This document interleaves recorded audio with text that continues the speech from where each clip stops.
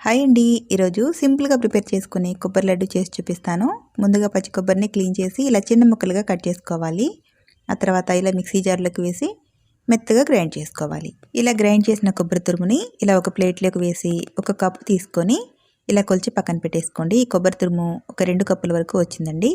ఇదే కప్పు మెజర్మెంట్తో ఒక కప్పు వరకు బెల్లం తీసుకోవాలి. ఇలా ఒక గిన్నెలోకి వేసి ఒక పావు కప్పు వరకు నీళ్ళని వేసి బెల్లం అంతా కూడా చక్కగా కరిగించేసుకోవాలి. ఇలా కరిగించిన బెల్లం వాటర్ని ఒక బాండీలోకి ఫిల్టర్ చేసి వేసేసుకోవాలి. ఇప్పుడు ఈ బెల్లం వాటర్ అంతా కూడా ఉండపాకం వచ్చేలాగా మీడియం మంట మీద చక్కగా పాకం పట్టేసుకోవాలి. చూడండి, ఇలా ఉండపాకం వచ్చిన తర్వాత ఇందులోకి పచ్చి కొబ్బరి అంతా కూడా వేసేసుకొని చక్కగా ఒకసారి మిక్స్ చేసుకొని ఇందులోకి మంచి ఫ్లేవర్ కోసం 1 టేబుల్ స్పూన్ వరకు ఇలాచీ పొడి, అలాగే 1 టేబుల్ స్పూన్ నెయ్యి కూడా వేసుకొని చక్కగా మిక్స్ చేసుకోవాలి.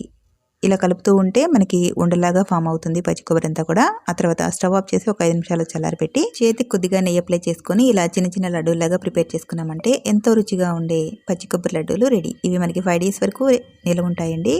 మీరు కూడా తప్పకుండా ఒకసారి ట్రై చేయండి. వీడియో నచ్చితే please like and subscribe to my YouTube channel. Thank you for watching.